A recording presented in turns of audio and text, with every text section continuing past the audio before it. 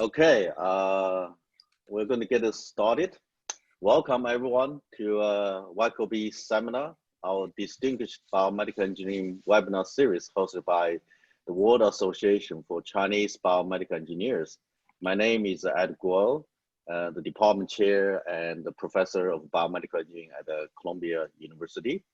And with me is also Bin-Mei Fu, professor at the City College, Department of Biomedical Engineering. So in terms of the webinar format, our speaker will present for approximately 40 minutes, but I think Dr. Wu, you can do whatever you want. And we will leave 15 to 20 minutes at the end for question and answer. So through the presentation, please use the Q&A feature at the bottom of your screen to submit your questions. Please using Q&A such that we can able to follow in the questions, make it also easier to follow questions. We'll get to as many questions possible during the Q&A sessions. So today, we are excited to kick off the series with a very distinguished guest, Professor Savio Wu. Professor Wu is a pioneer in orthopedic bioengineering. He is a distinguished university professor emeritus, director of Musculoskeletal Research Center at the University of Pittsburgh. Currently, he is a distinguished chair professor of bioengineering at the Taipei Medical University, Taiwan. He is an elected member of National Academy for Engineering, National Academy of Science, for Medicine of USA, and Academia Sinica. He received many awards and medals. He's the only bioengineer who, probably engineer, anybody, scientist, who received the Olympic gold medal and the IOC prize for sports medicine. He served as president of many major societies, and most importantly for today, he's the founding president of World Association of Chinese Biomedical Engineers. So please welcome Dr. Wu. So I will unshare and stop the video.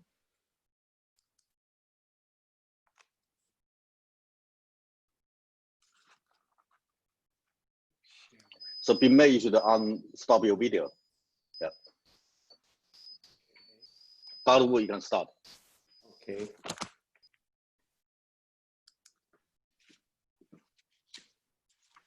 Okay, everybody sees me? Yes. I'm good. Well, Ed, thank you very much for your very kind introduction and also for your wonderful arrangement for us to have this through your Columbia University network. And I also like to thank the okay, let's see.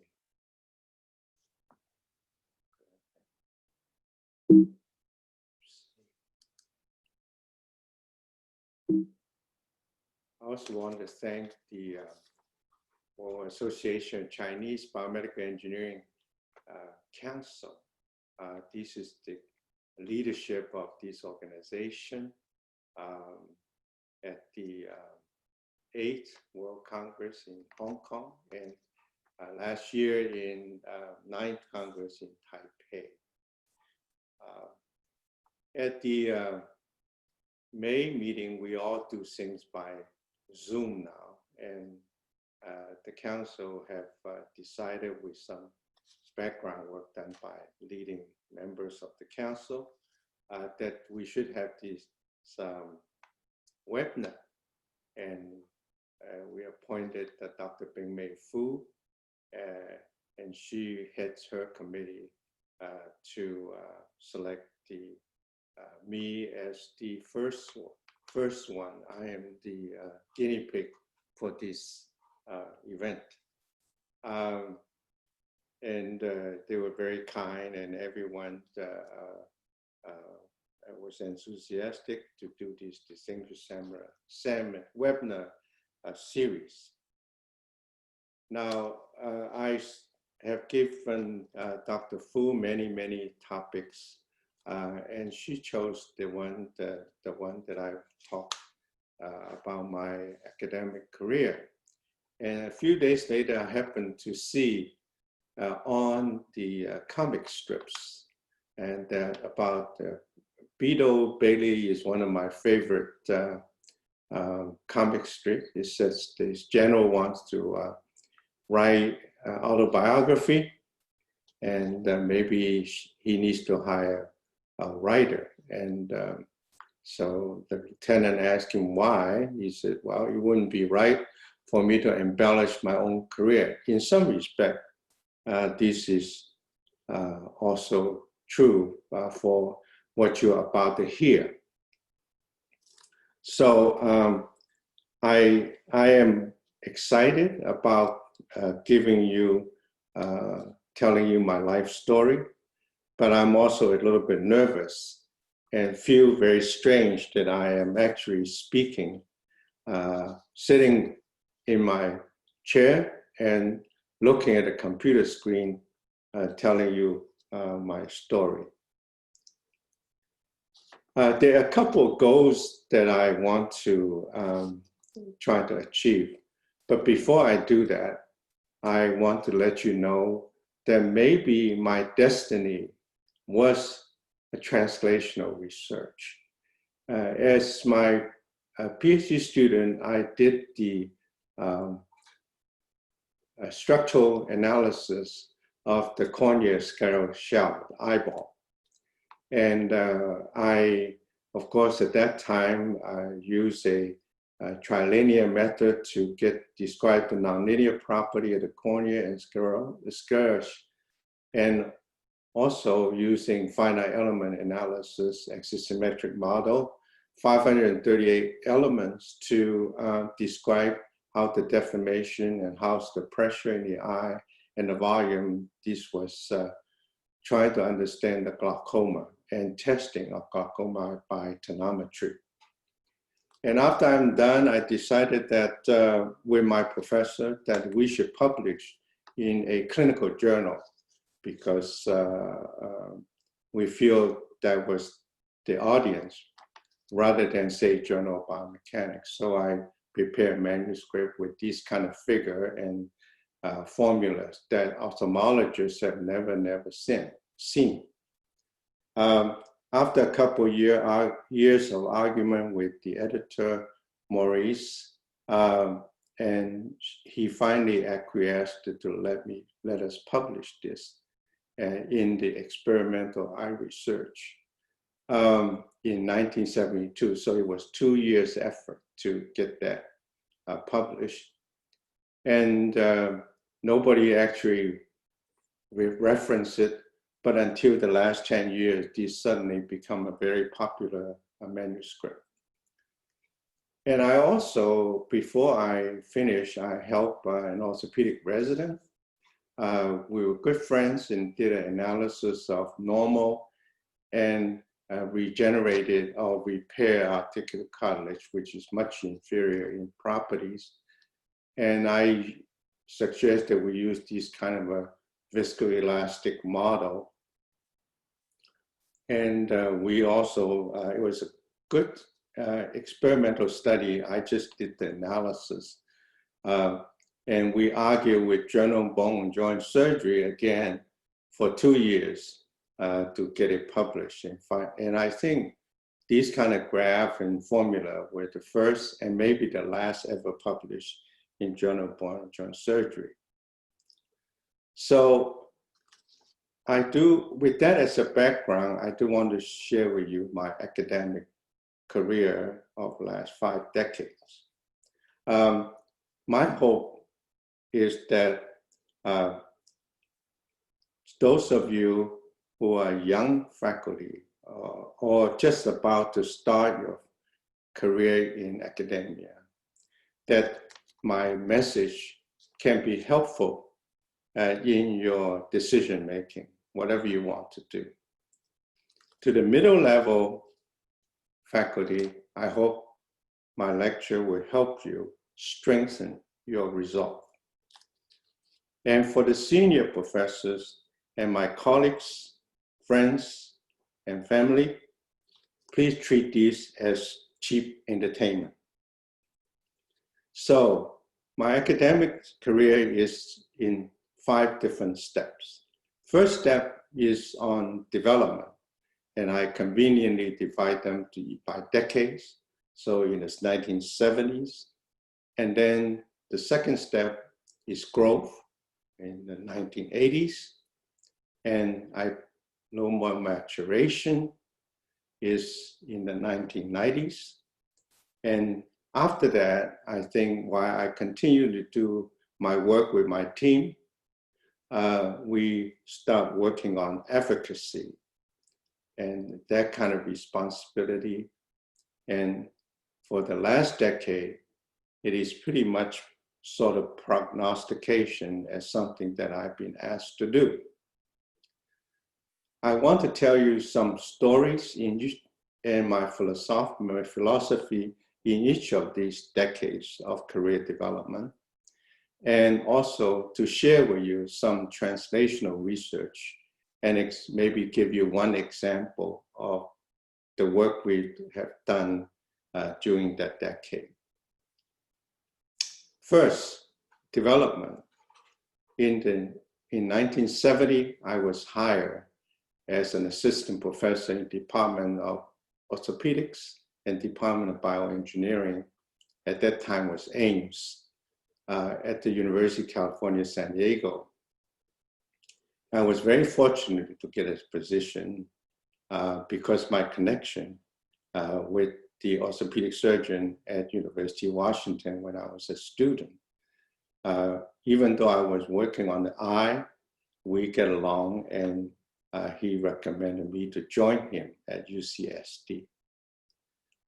Well, at UCSD, first thing is that you have to learn a new field of orthopedics, because I was in ophthalmology, and identify what are the relevant clinical problems and that you can work on.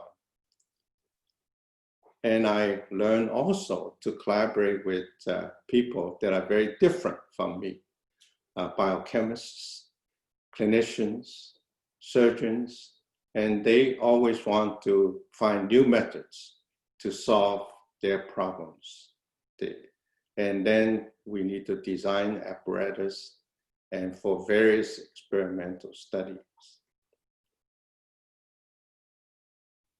In a couple of years, we were able to identify 3 major areas that we can work on to improve plating of long bone fractures and healing articular cartilage with some scaffolds, and soft tissue ligaments and tendons, and study joint function. Now, none of these were what I was trained for, but I just want to share this with you because it is really not that important that you carry what you have learned as a PhD student into academic career. Many of you are doing that today, but don't limit yourself because there are many, many opportunities out there. And as long as you have learned the process of doing something, you will be able to adapt to another area or even another field. So with the help of my colleagues, we wrote 6 grant applications, and they were all funded because you need money to do all these things you want to do. And then I was able to go from a 3 by 6 feet bench, which was my laboratory, to actually a laboratory and recruit my graduate students. Now, in the career development, the first thing I suggest you do is to find a mentor. Everyone needs a mentor. And I don't mean just a mentor, is somebody that is real, that likes you and you like him or her, and you can get a lot of good advice. Fortunately for me, I found Professor Y.C. Feng. We get along really, really well. And this is really a blessing in my life to have Dr. Feng mentoring me for 20 years. And I learned from Dr. Feng how to do things, solidify my process of research. And for example, in biomechanics, he taught us 8 different steps You learn morphology, anatomy, get the mechanical properties, apply fundamental laws of physics, boundary conditions, and solve boundary value problems. And then you perform experiments to test these solutions, validate it, and then you can employ the theory to predict outcome of other conditions, other situations. And that's how engineering, bioengineering, biomechanics in particular, that I've learned and we try to do. Of course, these days, things have changed a bit because we have a lot more experiments than theory. But I think sometime we'll have to come back to these fundamentals. Unfortunately, Dr. Feng passed away last December, 3 months after we celebrate his centennial birthday. He was I call him a 5G man. He's definitely a genius, as most of us know him. He's a giant in the field. He's a very, very generous person, and he's genuine and gentle to top that. And I wrote a memoriam with the help of many others. Excuse me. And we published for the SB33 conference earlier this month.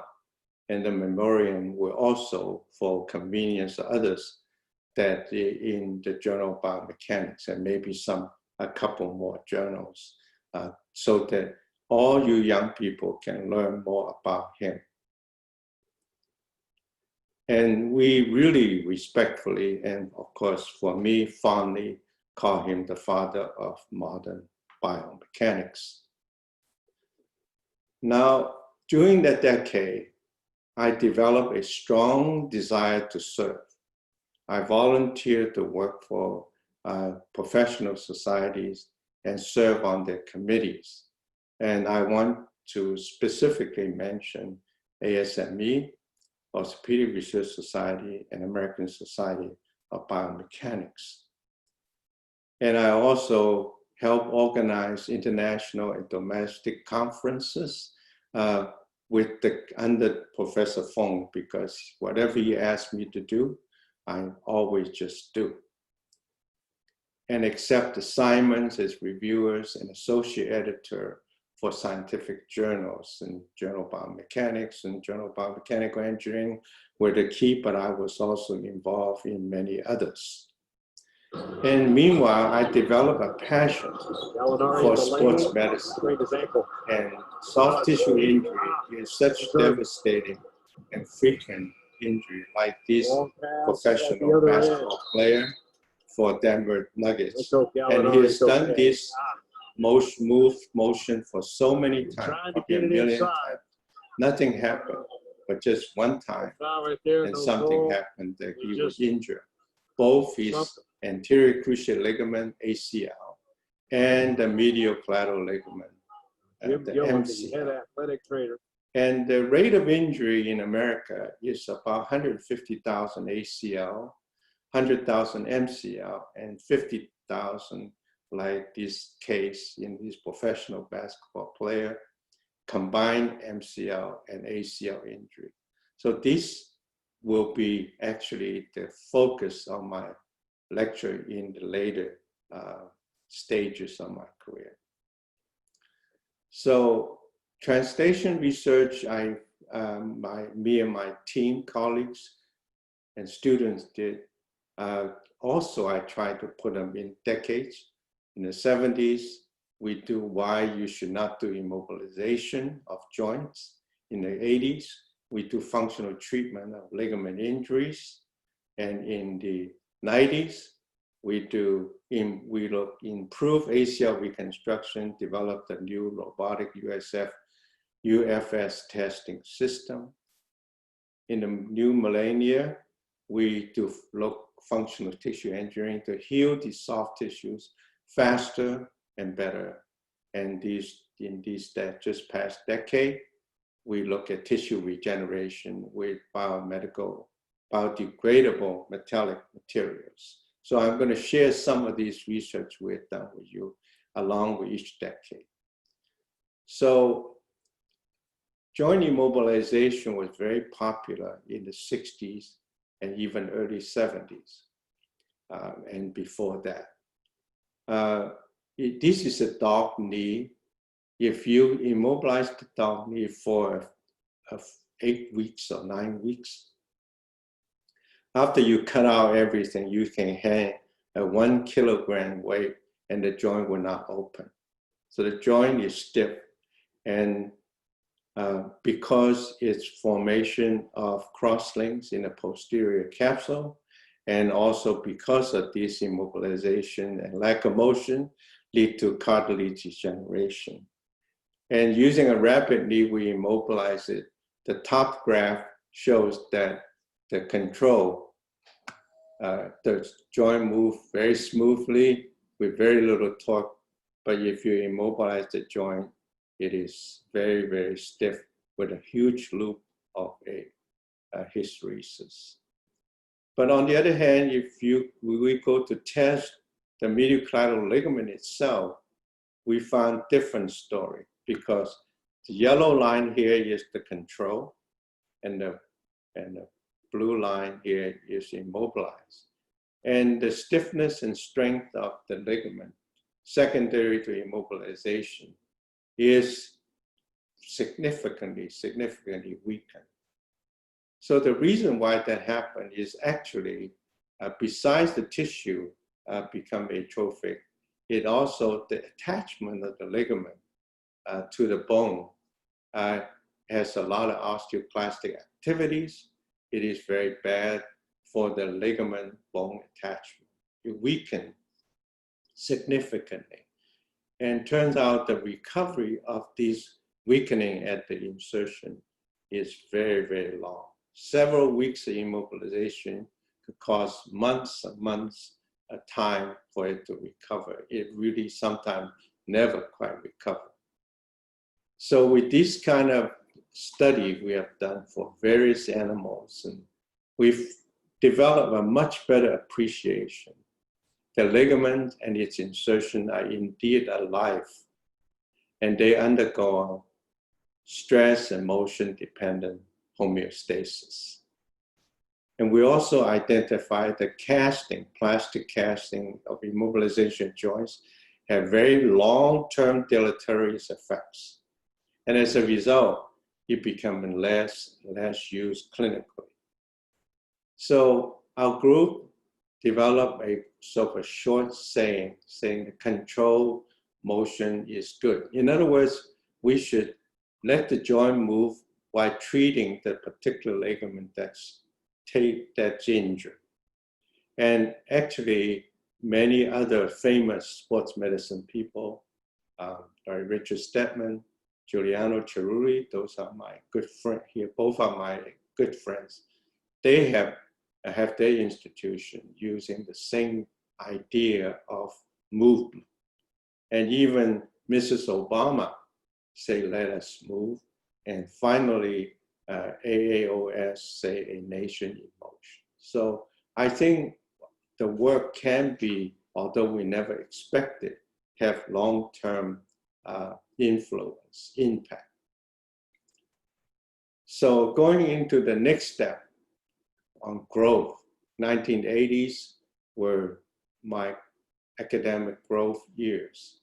And I built a orthopedic bioengineering laboratory at UCSD at the VA hospital. And the first thing we did during that decade was that we did a lot of work trying to understand what normal ligaments like. And we looking at the biological factors that contribute to the property of these ligaments, using the rabbit MCL as a model because it is the only ligament that has a very good aspect, length versus width ratio. And it's a very well organized tissue to allow us to do many, many studies like anatomy, morphology, collagen and cross-link, tissue development, aging, homeostasis, mathematical analysis, and so on. we also look at experimental factors because ligament is not easy to test because it's so short. And so we have to develop novel experimental apparatus to study what are the effects of temperature, the storage, specimen orientation, rate of strain, and on all of these on structural and mechanical properties and their function in joints. And for example, we find the nonlinear characteristics of the ligament is very important because at low loads, the stiffness is very low so that the joint can move easily. At higher loads, it stiffens up to limit excessive translation, rotation of the two bones that connect. And ligaments are also viscoelastic. We follow Dr. Feng's quasi-linear viscoelastic theory, and we developed with Dr. Abramowitz a new way to analyze the stress relaxation and get the appropriate constant to describe its viscoelastic behavior. So, in other words, the message here is that new data on biology and biomechanics of normal ligaments are needed, and they are used as the basis for evaluating any regenerative healing ligaments. And that's the way we did many studies on that. Now, going back to the service, I really had the privilege to serve. And I asked you earlier to remember ASME, ORS, and ASB. And I was lucky enough that people entrusted me to be the chair of Bioengineering Division at ASME and president of ORS and ASB, all between 1985 and 1987. It was a tremendous honor, but also a lot of pressure. And I also chair the first AAOS, Academia Orthopaedic Surgeon Symposium, entitled Injury and Repair of Musculoskeletal Soft Tissues. And of course, I was very lucky that our team won Kappa Delta Award, not for ligaments, it was for fracture healing, and also the O'Donoghue Award from Sports Medicine Society. In terms of translation research, the second decade was functional treatment of ligamentous injuries. We developed this model of medial collateral ligament of the rabbit. We actually ruptured it like it was in clinical situation, damaged both the ligament and the attachment sites. And amazingly, these ligaments can reconnect it in 10 days. But if you look at the attachment site, the right panel, there were tremendous disruption. And that is really the issue, that you not only damage the ligament, but you damage the attachment evidence there. Of course, the healing process went through inflammatory process, which is 6 weeks, and reparative process is probably up to 12 weeks. And then you go to the remodeling process, which could take up to all year. And amazingly, at 6 weeks, the red line shows that ligaments heal without treatment. And these particularly MCL.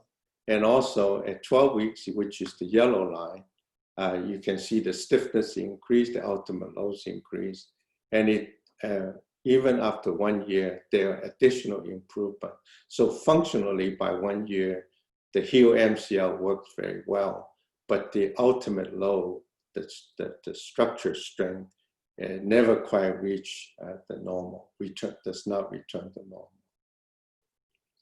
So these kind of studies discovered the MCL actually can heal spontaneously and successfully. And then a clinical study turns out, based on our work, support these findings. And they start treating MCL injuries without surgical management immobilization. And new paradigm was created for clinical management of usually extra-articular ligaments. And going from surgery and immobilization to use bracing and other functional treatment methods. Now, going into the third decade is what I label as maturation in the 1990s. I accepted a new position at the University of Pittsburgh. It was a huge move for me and my family, and also my laboratory, and established the Musculoskeletal Research Center, MSRC. We basically have 4 different sections in MSRC. We do mechanobiology, of course, tissue mechanics, and joint mechanics, as well as computational laboratory. And a huge group of people get it together, biologists, bioengineering, clinicians, working together seamlessly. And that was our philosophy on translational research. Meanwhile, in this decade, as I mature, I received many honors on behalf of me and my team. And I was, as said, I was a member of National Academy of Engineering and Medicine, also Academia Sinica, and won medals that really belong to my group. And of course, the International Olympic Committee also gave us the Olympic prize at the 1998 Olympic Games in Nagano. He is the President Juan Samaranch, and before that they have a gathering in New York City at the Waldorf, and we all have to wear our tuxedos to join this event. Our family believe in giving back, so with the prize money, we actually give it back by establishing Asian American Institute for Research and Education, or ASIAM for short. It is a public charity. We established it soon after we got the award to mainly support education and research of younger PIs and students. And so far, we have awarded over $1.7 million in scholarships, research grants, and prizes, and also sponsor International Symposium and congresses. It is our philosophy that we don't keep research prize money. We share, we put it back into the field, support other people, or to support our research projects. Also, the MSRC philosophy is that we do our best work and we don't chase after any honors awards. That wasn't the purpose. We believe that if we do a good job, we will win some. But if we do win some, we appreciate these recognitions and celebrate each and every one of them, and then use that occasion to challenge yourself to do even better for the future. Now, let me share a little bit of the research work in that decade. We have moved on, we become more sophisticated. We studied the anterior cruciate ligament, which is extremely complicated, and by using a robotic testing system. A robotic testing system, robot is not a very, it's a very dutiful machine.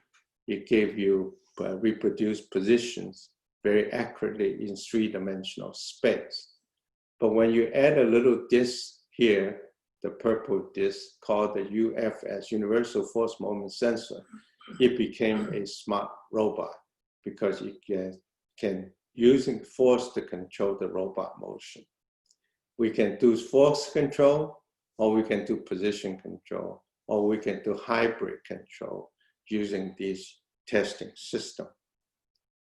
And this is basically a non-contact method to determine unrestricted multi-degree freedom of knee motion and determine in situ forces that ACL, articular cartilage, other ligaments, meniscus, whatever you like, using the same specimen in response to externally applied loads.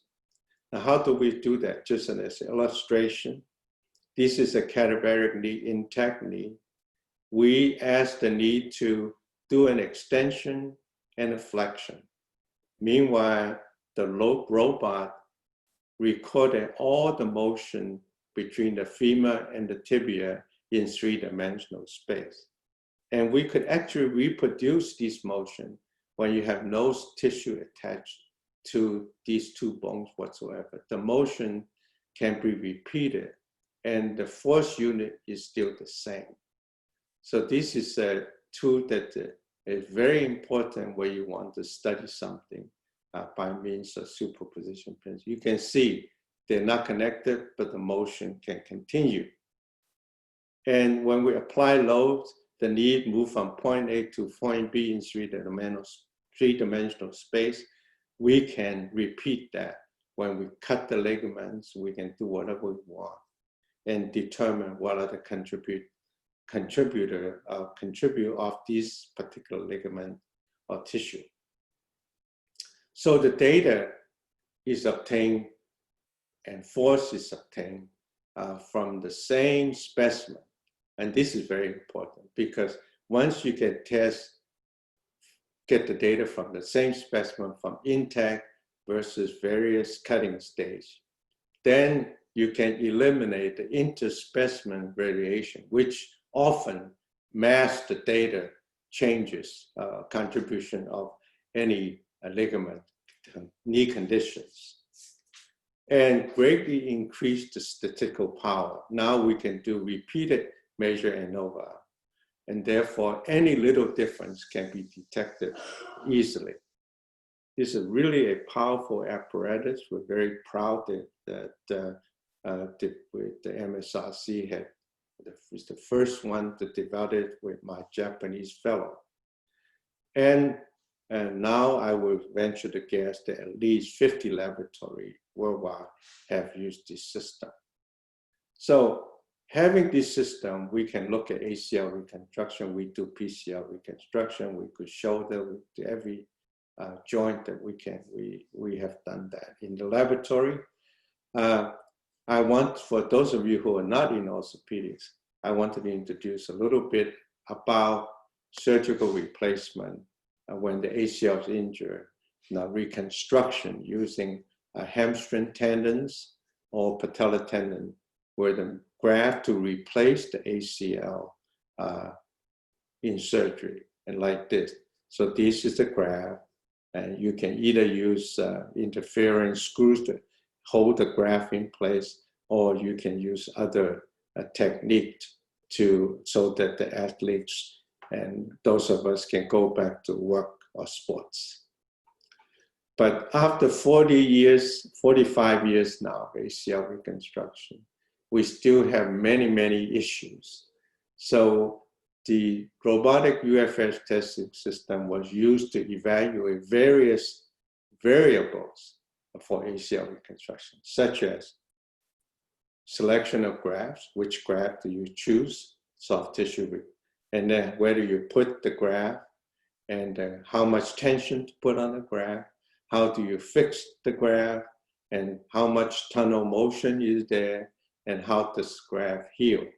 So we actually did many studies and published about 75 papers in that in the last 2 decades on animal studies and human cadaver studies. We tested 764 human cadaver knees since 1995.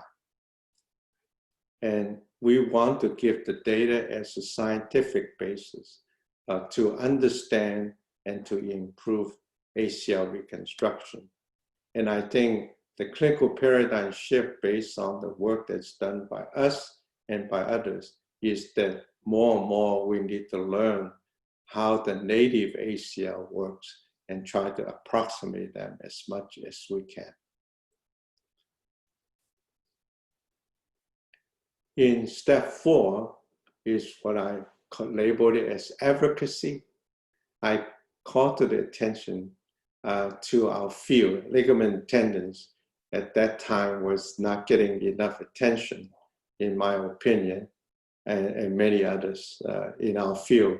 So we established the ISL&T, and we have 18 conferences so far since year 2000. And we took the meeting to Asia a couple of times so that we have participation from Asia. Also, with friends, I started the World Association Chinese Biomedical Engineers. This entity that's sponsoring this webinar. We have our nine different world congresses since year 2002, started in Taiwan. Also, I'm proud to get these special recognitions, especially from international organizations. I became honorary international professorships in various universities in China, and IEEE even gave me a gold medal. Thanks, that a lot of that is because I have many friends that I have not offended them, I like them, and I guess they like me. So in terms of work, we do functional tissue engineering and to get the tissue to heal faster and better. For example, we use functional tissue engineering for ACL healing. We take the goat as a model, it's a larger animal model. We cut the ACL and we apply a ECM, extracellular matrix, small intestine submucosa, just one sheet, 200 micrometers. Is so thin that we need to deliver it with gel foam sponge. And then we inject the SIS hydrogel after we wrap it around, and then watch it 12 weeks later. Actually, the transected ACL has healed, and you can see it's healed here, and it's got actually quite well-aligned fibers with spindle-shaped fibroblasts. And more importantly is that it actually created a synovium, which is to protect the healing tissue. This is maybe the reason why it really worked. And when we measure in tensile testing, we find the stiffness has reached about 48% of the normal goat ACL, and the ultimate load is comparable to the historical data on ACL reconstruction. So those are interesting, good results, but I will tell you more about that in this decade, what have we done. Now moving on to 2010 and to 2020. And I have been beginning to ask by people to prognosticate, just about predicting the future of biomedical engineering. I feel not comfortable in doing this because predictions are usually made by three kinds of people. First is weathermen. They may be wrong, but we always watch them on TV before we go to bed. And then forecasters, financial, the stock people and the sports people, they are wrong most of the time too, but we always ask them. And the third kind of person is scientists and professors.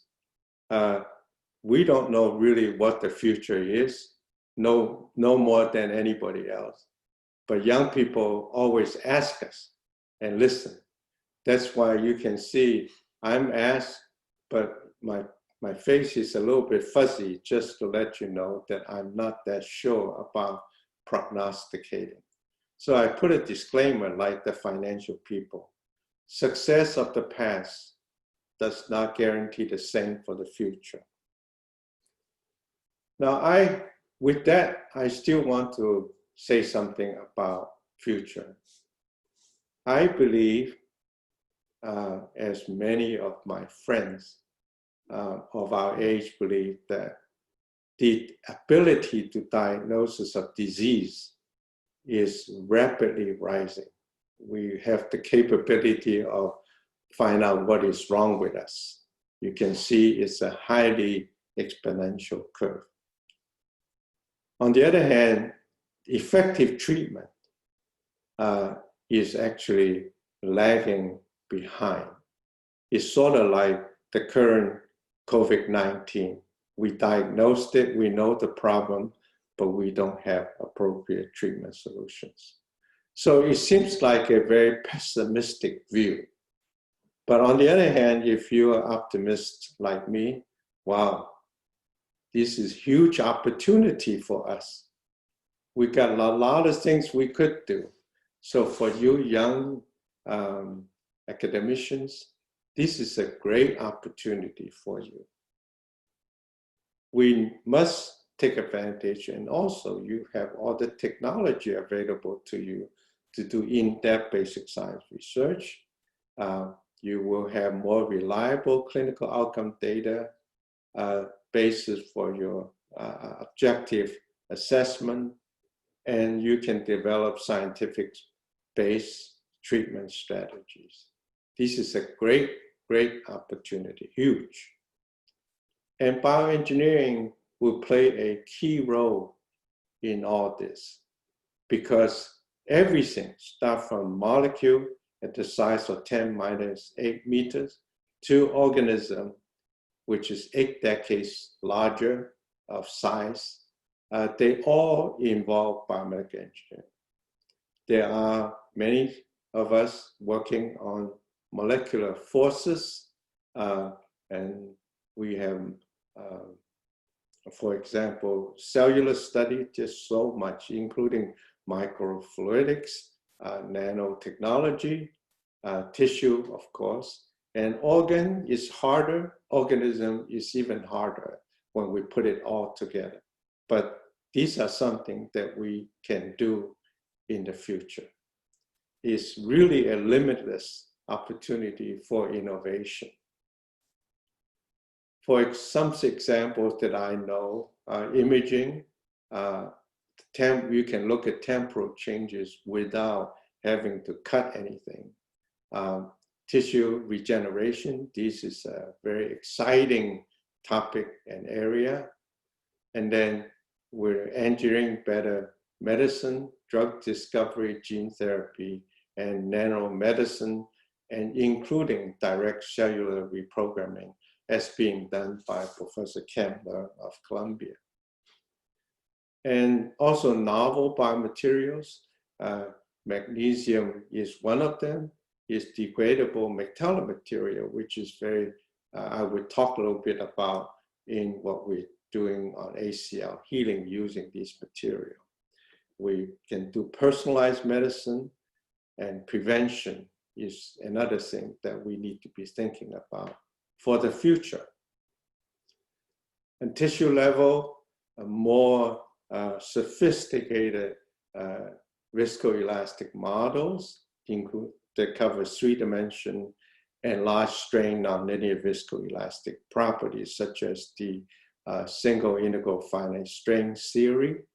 And then organ level, looking at the musculoskeletal model of the entire human knee joint, for example, and we can model the extremities, ligaments, joint, tendon, muscle, and so on, doing in vivo activities and analyze them. Basically, biomedical engineering, to me, is the bridge between biology and clinical medicine. With this bridge, the biology can reach clinical medicine much, much easier. And meanwhile, I got some valuable appointments that I treasure. I became distinguished chair professor of TMU. The most exciting part is I have a cookie make with my image. And of course, I am endowed chair professor at Ningbo University and honorary professor and advised for Zhejiang University. And I was very proud to be a professor at Ningbo University because Ningbo is my hometown. my old country. I'm also thankful for the legacies. And in the, 2011, I became 70 years old, and Dr. Zhongming Li, Jennifer Wang, and Chiwa Chen, and my pride and joy, Dr. Kirsten Wu, they added a book entitled Flow of a Long River to celebrate my 70th birthday. At the University of Pittsburgh, I actually retired in 2017 as a Distinguished University Professor Emeritus, and the university gave me a retirement party, especially the Bioengineering Department Chair Sanjay Shraf and Harvey Borowitz. They organized a very beautiful retirement party and symposium all-day event. And the chancellors, two provosts, and many other dignitaries of the university came. And meanwhile, my two friends, Dr. Shraf and Borowitz, they have endowed a distinguished lectureship in my name, and also a conference in the name of Savio and Patricia Wu, and I'm really, really grateful to them. Meanwhile, other organizations have awards in my name and medals in my name. And I'm particularly proud of the WACBE's Distinguished Lectureship. And these are these three gentlemen, Dr. Kem Leung, Dr. Zipei Liang, and then Dr. Abe Lee. They are dignitaries in our field, and those of you don't know them, please look them up, because they are the future of our leadership of our organization, our field. Finally, let me share a little bit about the translational research that I'm continuing doing on tissue regeneration with biodegradable metallic materials. As I said earlier, I want to heal the ACL. We want to heal the ACL. We believe it's better to regenerate than reconstruct. At least it's as an alternative. So diagrammatically, this is an ACL that's transected, and then we design a special ring device and then put it over the ACL and mount it with reparative suture, the yellow suture, and then the fixation suture, that are orange sutures. And then we covered it with ECM scaffold and inject hydrogel. And this way, we hope that we hypothesize that the ring device will disintegrate and resolve as a controllable degradation, and then in time is replaced by healing tissue. Therefore, you end up with a very nicely healed ACL. That was our hypothesis of combining mechanical augmentation, load the ACL while it's healing, and then biological augmentation is accelerate the healing process. And indeed, we find that at 12 weeks, you have a very robust healed ACL with very, very nice, no hypertrophy, and no cytotoxicity, because the magnesium ring and the ring has pretty much disintegrated. And you carry it to a longer term, to 26 weeks, the healing continues to improve. You mature, the tissue is much more mature and robust. The ring is completely degraded, as shown in this histology slide. And the ultimate low of the healed ACL is 35% higher over 12 weeks. And now is 60% higher than if you just use ACM alone, as we did in last decade. And it is actually 50% higher than ACL reconstruction at 12 weeks. And more importantly, it failed at where the original transection was. That means we can maintain the homeostasis of the ACL at its attachment with the magnesium ring. loading the ACL while it's healing. And with this is evidence of success with mechanical augmentation. So hypothesis successfully tested is biological augmentation is to accelerate the healing. The mechanical augmentation is to restore joint stability, load the insertion site, and in combination, they have a very synergistic effect on healing the ACL and giving us a functionally stronger ACL. Continue, we want to try to do clinical translation. We develop a finite element model of the knee using GOAT data. And based on the data for the GOAT, we try to apply that as a criteria for design of human device. And we had to do a custom device that is patient specific. This is where we want to talk about personalized medicine, and also develop arthroscopic implantation techniques so that we can apply to implant this device for ACL healing. Basically, to regenerate rather than reconstruct is our hope, and we believe that healing and regeneration could be an additional choice for treatment of ACL injuries, in addition to these multiple various ways of ACL reconstruction. So to summarize what I have shared with you in the last 45 minutes or so of my academic career, I want to say that I tell you something about my career development, my growth, my maturation, and going into advocacy years and prognostication years. And I share with you also the clinical impact of our translational research in San Diego, as well as at University of Pittsburgh. And my academic history and little stories to share. And I hope that you don't feel that is tooting my own horn, rather is to share with you that stimulate, hopefully is a stimulant to you, and particularly my philosophy of life. Basically, academic career development is really a long game. It's not something a flash in the pan. It is really a long, long game to be useful, to add some information, knowledge to other people, as well as to the field of biomedical engineering.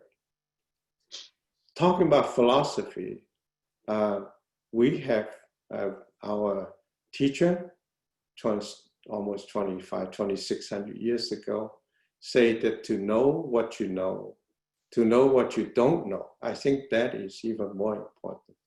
This is knowledge. And I think that me and my many friends and students have adopted this philosophy.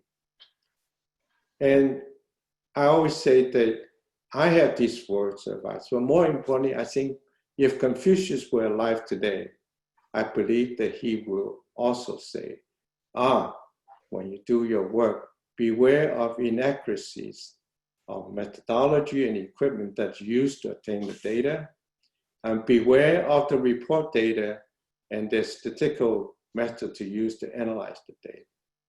Those are two big things that I think we should pay attention to wherever we read a scientific publication. Just because the paper is from Wu's laboratory does not mean they should not be scrutinized. And I also have advised my students that good research requires thinking more, asking more, before doing more. The three mores. Now, many of us just do it. And I think that is really not very good. And it turns out that I guess I was ingrained in this philosophy that what I've said is already said in this Chinese book a quotation of what Confucius said. He said, you learn more, you think more, you ask more, you discuss more before you do more. So it's nothing, nothing what I said is really new, but it's a reflection that that old Chinese philosophy is always there in us. Now, more importantly is that philosophy actually do not change. Why technologies always change, but the philosophy is, you can see, 2,600 years ago, it is still very applicable today. And it is not just Googling or Baiduing or something that we find everything, because there's many, many fake things in the social media and the media. You need to recognize that quantitative data, it takes hard work, ingenuity, but without them, we don't move forward. Another point I like to share is that we should think and be more like contrarian. We should not just follow what everybody else is doing. Think about it. Maybe you should be the bluefish rather than the goldfish. And I think going in the opposite direction, sometimes we find wonders. And we should always ask why and what first. Why do you want to do something? What to do to solve the problem before actually moving on to how. I always feel how is the easiest of every of these three words.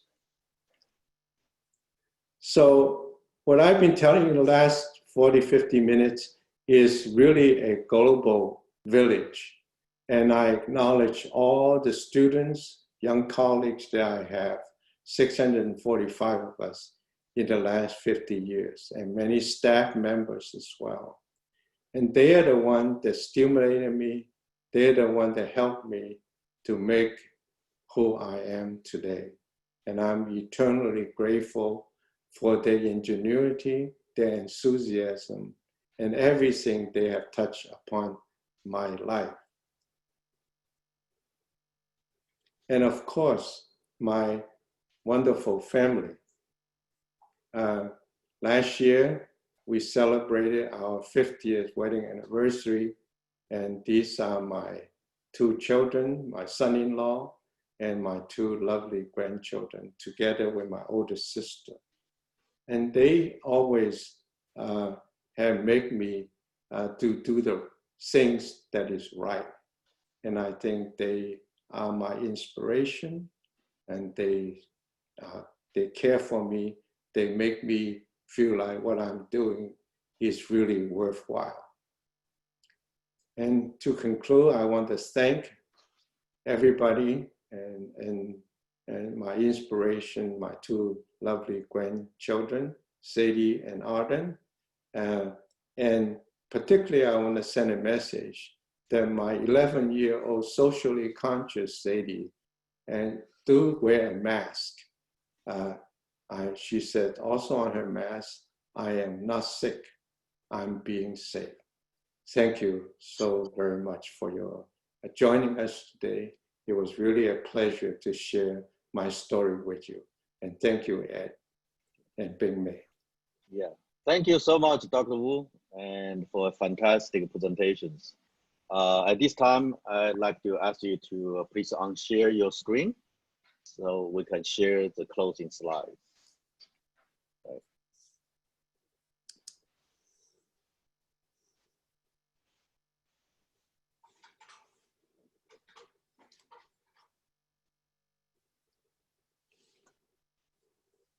So before we get into the question and answer, I just want to call your attention to our next WACBE webinar on Saturday, July 11th.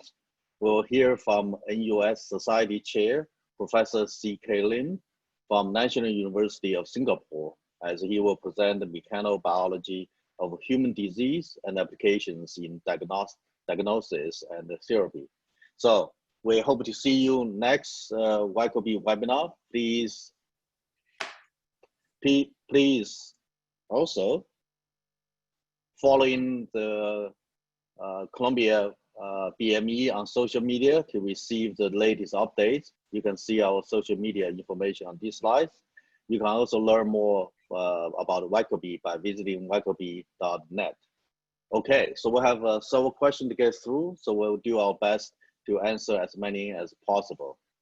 So if we do not end up addressing your questions, you can ask in speakers' contact information on these slides.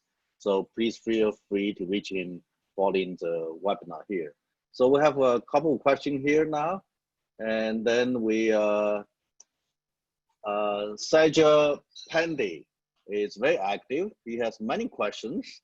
So I'm going to pick up one question from you and ask Dr. to answer. He was asking, what makes SIS hydrogel material property makes it function differently from other hydrogel? So what is a, the SIS hydrogel is different from other gels? SIS actually, hydrogel is got a lot of course, factors in them. But the way we use them is not just the hydrogel. We use the sheet of SIS. And SIS is actually, even though it's 200 micrometers thick, it has two significantly different layers. On the luminal side, it regenerates very quickly because it has to repair itself. On the abluminal side, it's a barrier. So you want to have a scaffold that will as a barrier so that the synovial environment cannot attack the healing tissue. But the other side, you have all the growth factors to help generate the tissue. So with this very unique property, we just simply inject some gel in the middle with the growth factors to accelerate the healing process. It doesn't have to be SIS gel, but because we're using SIS scaffold, we use the SIS gel because you don't want to mix them with other things. But that is not to say that we cannot use other gels to heal the ACL. It basically is just a boost to the SIS sheet applied to the wound site. Thank you, Dr. Wu. The next question is come from Sarah O'Connor. What an impressive trajectory. Here is a young postdoc with passion for solving biological problems that require multidisciplinary joint efforts. What would you recommend me focusing my efforts on? Publications, multidisciplinary network, funding and mentor? Thanks. Well, yeah, without knowing you personally, I thank you for the question. I think that's a very important question for a star like you in your beginning your career. I think that you finding a mentor is definitely my key, my first suggestion. But of course, you have to be able to find a job or something that in an environment that the mentor is there for you. A remote mentor tend not to be work as well as a more of a in close proximity. So I think that you may not be able to get the first shot. I think you first find an environment that is suitable for you, that is opportunity. And then you, in the environment, look for someone who really share your goals and you're willing to guide you along. I think that probably is the step. When I was graduating from University of Washington, I actually was lucky because those days PhDs have no jobs. And it was a very tough time. Many PhD were driving taxi in New York City. I was lucky to have 3 jobs. And because of Dr. Feng, I find that, well, that choice is easy. you definitely go to UCSD because Dr. Fong is there. And I think that is the way I look at things. I don't look at jobs that necessarily pays more or doing exactly what I'm doing, but it really is take a more distant view about your career development. I hope that is the right answer for you. Yeah, thank you, Dr. Wu. The next question comes from Zipei Liang. Hello, Zipei. Savio, fantastic career and talk. Thank you and congratulations. On the hindsight, were there anything you would have done differently? That's the first question. And also looking forward, what do you think are the biggest challenges ahead for bioengineers? I actually have zero regrets on my academic career. I'm just very lucky to be at the right place at the right time. And not too many people can say you grew with a field, because bioengineering really was just in its infancy in the 60s. And I was a graduate student then. And I was very lucky to find an advisor who has some actually eye issues and got to collaborate with his eye doctor, ophthalmologist, and very excellent people. And they guided me. So, and then career went on. I had many attractions, do something different, but I've always resisted.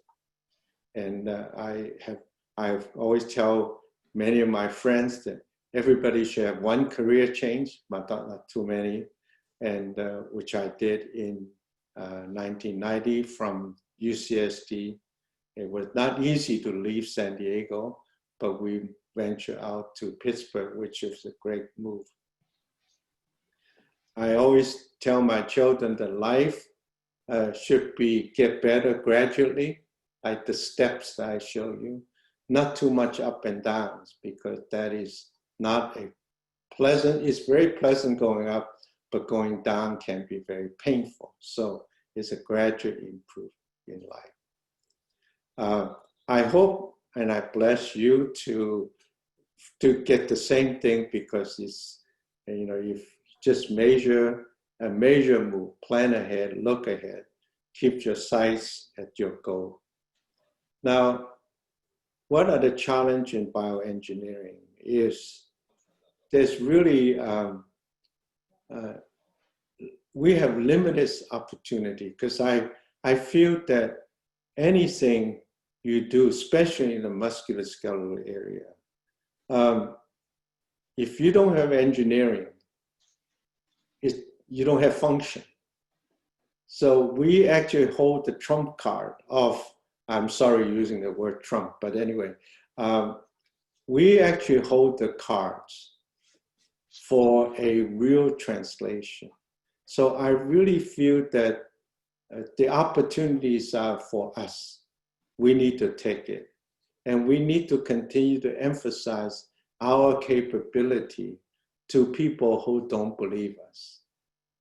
And I just don't, I don't have any negative feeling about biomedical engineering. We are in a tremendous field.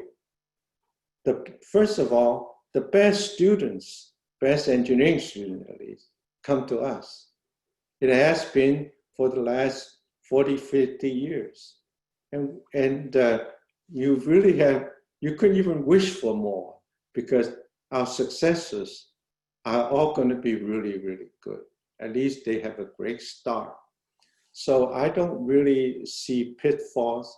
The pitfall I see, not so much to do with biomedical engineering, is the way that we do things.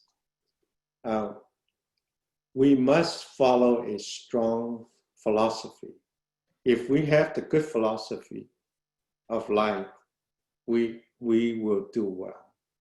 But if some of us will be expedient, shortcuts, and you only look so much, you don't ask so much why and what, you just do how. and you find the papers that suit your results and only quoted those. And I think these are the pitfalls of life that we should avoid. And just follow somebody, guide you, do things right. And I think bioengineering, I wish today I'm 28 years old again and start my career, because the opportunity just is phenomenal. I hope that answers the question. Yeah, Dr. Wu, thanks very much. So we have a lot of more questions, but what I'm going to do is I'm going to skip a couple of those technical questions, but asking Dr. Wu to answer some more grand vision and big questions. So Chongsen Su asking, what's your secret to select and build strong multidisciplinary team? I must quote Professor Xu Chen, many of you know. Professor Xu Chen says, when you collaborate with people, it's you, not 50-50, it's you 60, I 40. That is a tremendous attitude. Recognizing that you need to collaborate with people because of your own lack of knowledge. You cannot be everything to everybody. So you know these are your strengths, and then you work with other people to add to your strength to solve problems. After all, this is biomedical engineering, biomedical engineering. So you cannot do everything yourself, and you always give first and take second. I think this is what I've been trying to do. And the payoff is great. You know, I tell my students very simple things. I said, be nice to people and good things will happen. And if you can take that attitude, I think that would be very helpful to you. Don't worry about what's in this for me. And I think that is a defeatist attitude in the career.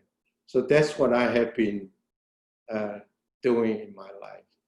And dedication of work is another one, is that when I work with people and teach students, I rewrite all their papers.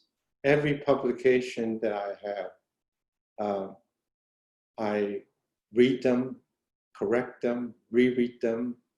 So the secret is that I get up early in the morning, probably 5:30 every morning. I spend an hour and a half to rewrite all the students that have written, fellows, and then give it back to them. Sometimes a paper will go through 10, 11 iterations before we finalize it. I think those are the efforts that you make after a number of years. It's kind of like the Chinese say, the old fool moving the mountain in front of the house, one brick at a time, one stone at a time. It seems to work after a number of years. And I would certainly encourage you to do that. Okay, I'm going to leave 2 last questions to our young people. So Zhenren Sen asking, Dr. Wu, thank you for the talk. Can you share with us about how you found your passion and specific research area of interest in biomedical engineering? As an incoming master's student, I'm overwhelmed by all kinds of fascinating research. Can you give me some advice on how to choose my research focus as a beginner? Thanks again. Well, thank you for the question. Actually, for me, if you learn the process of doing something well, it is then applicable to anything you want to do in the future. The steps, the process of doing something. So the first thing I emphasize to young people like you is that you learn your process well. or how to do something, why, what, and how first, very well. And these are your tools that you have. And you can then do anything you want to do. I thought I was taught very well when I was at University of Washington. And then when I went to UCSD, this is a brand new field. I have no idea what I'm going to do.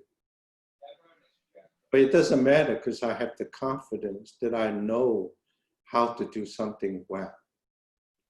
So at the first, I studied fracture healing. I thought that was interesting because it's very mechanical thing, stress analysis. And I also looked at cartilage healing, which is very, very difficult, but it's exciting because osteoarthritis is a big, big problem. Then I also do ligament research because I find that because my interest in sports, that really fascinates me. So in other words, when I started my career, I actually did all three major areas of orthopedic research. It's kind of like everything. So then with time, you will zero into what you really are passionate about, which is, to me, sports medicine. So I hope this is the way that you can look at all these various things that are interest to you. Then you can narrow it down. So it's a funnel process. It is not just take a dot and shoot at the dot and find your passion. But your passion will be developed. And at your current level, I would say maybe give yourself a little bit more time and you'll find it. Great. The last question is from Elizabeth Shaw, Whistler. Professor Wu, outstanding talk. I have always admired your work and you as an Asian American leading bioengineer. Do you have 5 or 10 years goals like they suggest for faculty, or do you just stumbling around? Well, thank you very much. That's very kind of you to say that. I must say that I enjoyed this talk in spite of my initial apprehension facing the computer. But I do not have things like a 5-year plan, 10-year plan. I am more like in the gut person. But I do have goals of what I want to accomplish, but not so much in quantitative terms. I would like to say that I follow my philosophy of life. I follow my desire to be a good mentor and teacher. And then I continue to learn what is new, what is important. I discuss this with my colleagues. And there's always more than enough that you can do. So I'm sorry that I put things in decades because it's for the convenience, but it's actually a fluid process, right? It's not so much a one step at a time. So I like to suggest you to do this rather than say I have a 5-year plan and a 10-year plan. I would like you to. I often ask young people, say, what would you like to be in 5 years? What would you like to be in 10 years? And I think that's enough, because the plan making should be following your goal in life. What would you like to be? And you know, but when I was younger, I would say maybe I do have some guidelines. And as I grow older, this 5-10-year plan become fuzzy. I did have one that I can share with you, that I said, I need to be full professor before I turn 40. I did that. And I became when I was 38. So that, if you want to say that, yes, it is. But I don't have any 5-year plans for research, because often research is 2 steps back, 1 step backward, 2 steps forward, 1 step backward. Sometimes 1 step forward, 2 steps backward. So it's very hard to make plans. But always in your life, it's always be nice to your colleagues and friends and students. Be nice to people. That's probably the most important plan. Okay, that's all the time we have today. I would like to thank Dr. Wu once again, and for such a fantastic talk, as well as all the wisdom and advice.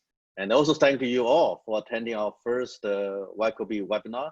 And be sure to register for our next webinar on July 11th. So the webinar will be, the video webinar will be available, and stay tuned following the Columbia BME social media, and then we will let you know where to find those videos. Otherwise, have a great weekend. Thank you all. Thank you very much. Thank you very much. Thank you, Ping Mei. Thank you, Ed. Yeah, that's great. Have a great day. Bye-bye. Bye-bye.